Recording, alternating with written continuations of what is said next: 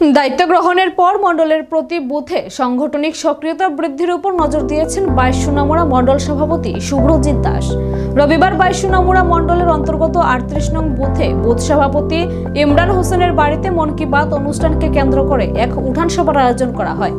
সভায় 17 পরিবারের প্রায় 70 জন ভোটার বিজেপিতে শামিল হয়। মন কি বাত অনুষ্ঠান শেষে মণ্ডল সভাপতি শুভ্রজিৎ দাস এবং দলের সিপাহীজলা জেলা সভাপতি উত্তম দাস, স্থানীয় শ্রীমন্তপুর পঞ্চায়েতের প্রধান উপপ্রধান সহ অন্যান্য নেতৃত্বরা দলীয় পতাকা হাতে তুলে দিয়ে নবাগতদের দলে বরণ করে নেয় এবং আগামী দিনে দলের সকল প্রকার সাংগঠনিক কর্মসূচিতে নবাগতদের শামিল হওয়ার আহ্বান জানান। পরিলক্ষিত করেছেন অ্যাকচুয়ালি সিপিএম এখন সর্বহারা দল, ওরা সাইনবোর্ডে পরিণত হয়েছে। তো ওদেরকে মিথ্যাচারিতার আশ্রয় ছাড়া, ওদের আশ্রয় ছাড়া আর কিছু নেই। তো ওরা বলছিল যে আমাদের উপপ্রধান প্রাক্তন বুথ সভাপতিও নাকি জয়েন করেছে। এটা সম্পূর্ণ মিথ্যা।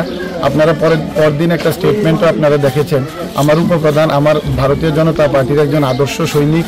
আমার বর্তমান বুথ সভাপতি, সদ্য প্রাক্তন এবং প্রাক্তন বুথ সভাপতিও যারা ছিল তারা পার্টির আদর্শ সৈনিক। তারা কেউ ভারতীয় জনতা পার্টি ছেড়ে যায়নি।